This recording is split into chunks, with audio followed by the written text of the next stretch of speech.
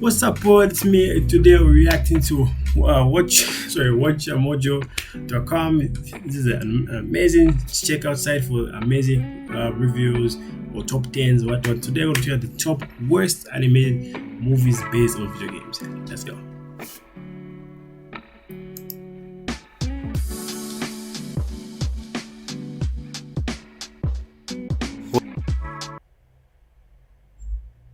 What a pleasant surprise! Mr. Lee! Excellent! Welcome to Watch Mojo, and today we're counting down our picks for the top 10 worst animated movies based on video games. Whoa. Robots? Isn't that a little bit weird? Don't ask me. For this list, we'll be looking at the worst film adaptations of beloved gaming stories. Which of these movies made you want to rage quit the most? Let us know in the comments down below. Alright. Number 10, Injustice. Injustice Gods Among Us. NetherRealm Studios' 2013 brawler has one of the Well, to be frank, it was a decent movie, but anyway, why might you just let's go. most ambitious narratives of any fighting game to date. After the Joker tricks Superman into slaying his wife, the Man of Steel kills the clown and becomes a tyrant. Although the game had time to flesh out the nuances of this dark world, the movie didn't. Your parents were murdered, Bruce. They couldn't be there for you. What's your excuse? The adaptation leaves out a lot of major details from the game, while adding in confusing subplots instead. Although the voice cast does a great job portraying the heroes, the protagonist makes so many annoying decisions that they're hard to like. While 2021's Injustice isn't unwatchable, playing its namesake video game story mode is a much better experience. No one is talking me out of this. Not even you. Yeah, we can be stubborn sometimes. Number 9. Tekken Blood Vengeance. Tekken franchise. We'll be the first to admit that Tekken Blood Vengeance features some truly Well, you'd have both, but I mean, of course, Injustice. Well, there are mixed emotions about it, and I remember my friend was really crucifying me about it. He sent me videos like, send me videos and whatnot on why I felt, but I'll say true. So let's go to Tekken Vengeance, which the videos weren't bad, but let's hear from the view. outstanding action sequences. However, that was one of the film's few strengths. Your head!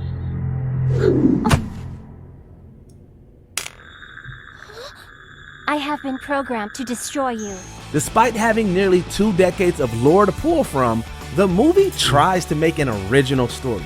The plot is kicked into gear when 2 rival corporations go after a completely original character. What followed was a confusing mess of undercover work, baffling twists, and a story thread about immortality.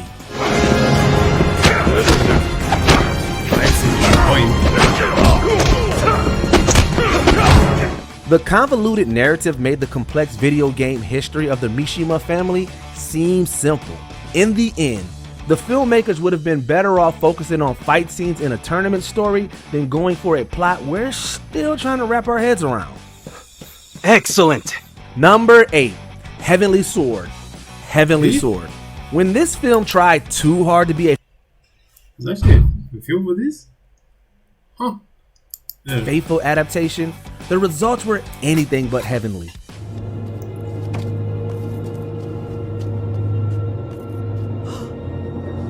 The studio brought in most of the game's voice cast, repeated certain story beats, and even reused some of the same assets and textures as the game itself.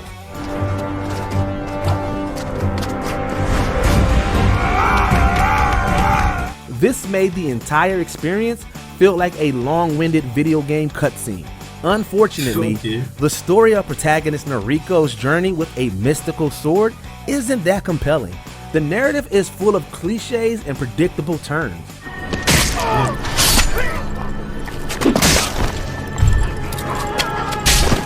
And as the years have gone on, the animation style has continued to age poorly.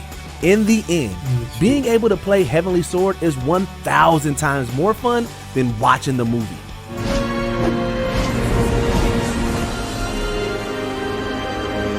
Oh, I haven't played the game, so I wouldn't know. But I remember the game a while back, way a while back. I didn't even know they make the movie. Number 7, Mortal Kombat Legends, Battle of the Realms, Mortal Kombat franchise.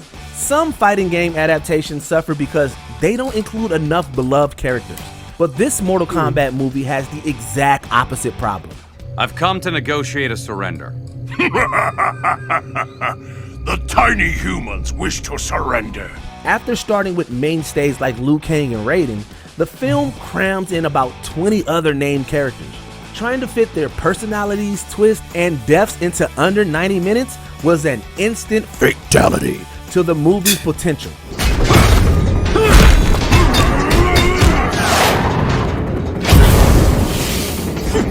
It doesn't help that the movie moves at a breakneck pace to get everyone on screen.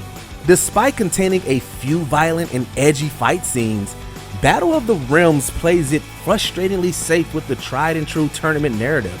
Fortunately, there are enough genuinely good Mortal Kombat movies for fans that they don't have to finish Battle of the Realms.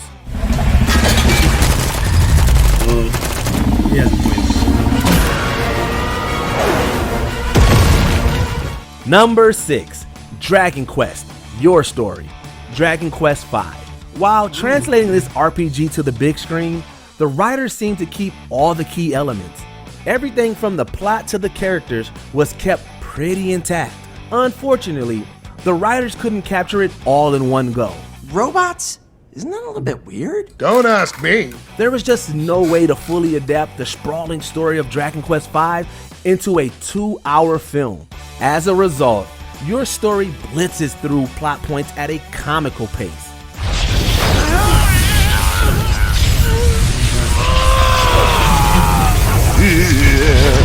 It then quickly resolves everything it sets up with a ham-fisted and unsatisfying ending.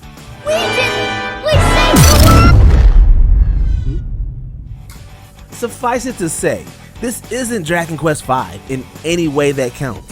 One of the greatest RPGs of all time deserves so much better. Hey guys, sorry about that, lost my audio thing, but let's continue. This is as real as it gets. Number 5, Ratchet & Clank, Ratchet & Clank franchise. It's almost impressive to make a movie that seemingly no one likes. That was a close one, huh? Wow, no one liked that. Both critics and audiences agreed that this film based on the Sony franchise wasn't built well. Instead, the series liftoff to the big screen immediately flew into an asteroid field of cliches. They are in danger. Whoa, whoa, whoa, hey, who's in danger?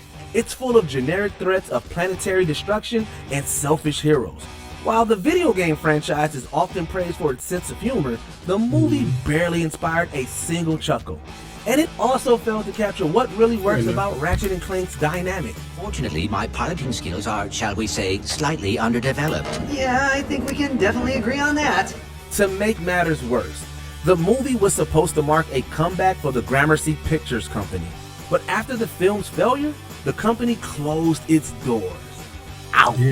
Speaking of which, am I to assume that you have retired? Number 4, Tekken the Motion Picture, Tekken franchise.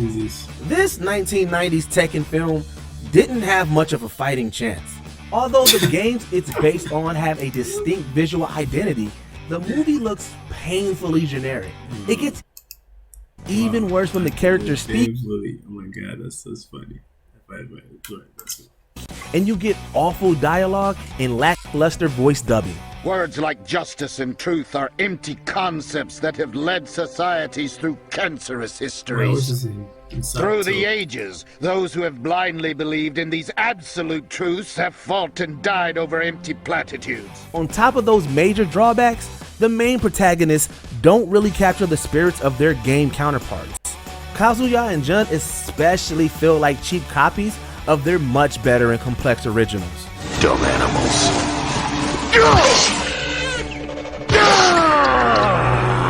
While we could have forgiven these missteps if the fight scenes were interesting, the action sequences are yet another source of disappointment.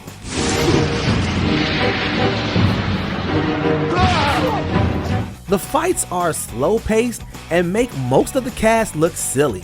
We wouldn't blame anyone for skipping this King of Iron Fist tournament. Number 3, Final Fantasy: The Spirits Within, Final Fantasy franchise. If any video game adaptation should have worked, I would agree with this one. I remember watching this, I was like, I kind of got lost. Like, you're trying to enjoy, of course the visuals were not bad, but when you're trying to watch it, like, what the hell was watching? I don't remember how this movie ended. But anyway, let's go.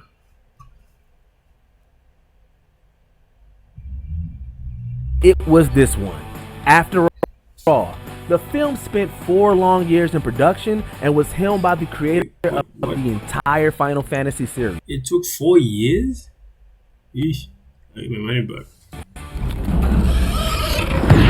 Wait, 4 years? Yeesh. The years of work definitely showed in its groundbreaking photorealistic animation. Unfortunately, all that spectacle came at the cost of the story. I'm not just making a hole in the ground, I'm killing the planet. Not only was the plot confusing and poorly paced, but the intense lean into the sci-fi angle completely missed the fantasy part of Final Fantasy.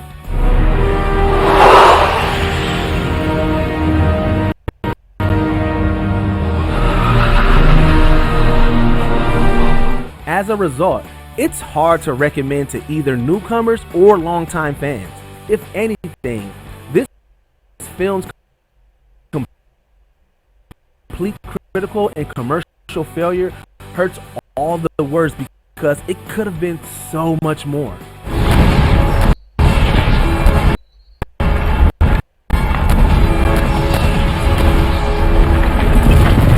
Number 2, Samurai Showdown, the motion picture. Samurai Showdown. The first Samurai Showdown game was definitely more well known for its incredible gameplay and not its story. That's why it was so baffling that it got a film adaptation a year after its debut. Damn. Really? I've got you now! During the movie, writers attempt to tell the story of a complex conflict that involves reincarnated soldiers seeking to take down an evil deity. But there's so much lore to dig through that it's hard to get into. Unfortunately, the action scenes aren't that great on their own either. The fights are full of questionable choreography and extremely odd edits. Most of the clashes are so silly that they lack real tension. If your viewing experience isn't miserable enough, try watching the So Bad It's Bad English dub of this bizarre adaptation.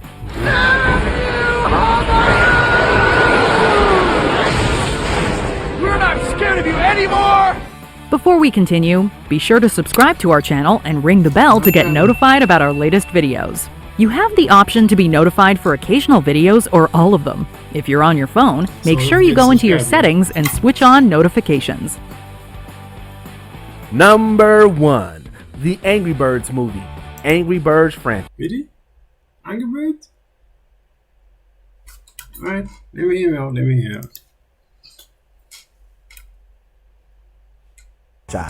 You would think one of the most mainstream games of the 21st century would fly a bit higher than this.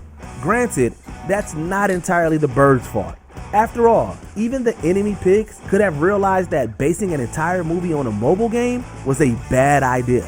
And one, and whoa! Take that, porkers! Incoming! Boom, baby, boom! The movie unsurprisingly fails to weave a complex narrative out of an extremely simple bird launching game. Although the script tries to launch tons of jokes, none of them really hit the target. But the movie's biggest failure centers around its cast. He's gotta have the eggs with him in the castle. What the heck's a castle? And that's where we're going. It completely wastes A-list talent like Jason Sudeikis, Kate McKinnon, Bill Hader, and more. None of them could help Angry Birds soar when it fell out of its nest and onto audiences. Well, how about that? My teacher can shoot fireballs out of her butt. Did you enjoy this video? Check out these other clips from WatchMojo, and be sure to subscribe and ring the bell to be notified about our latest videos. Right. So, that's the list. I'm surprised Angry Birds was first released. Oh, I can't remember any other live imitation of the worst animated. But well, thanks for watching. Check out WatchMojo, and yeah, come back more.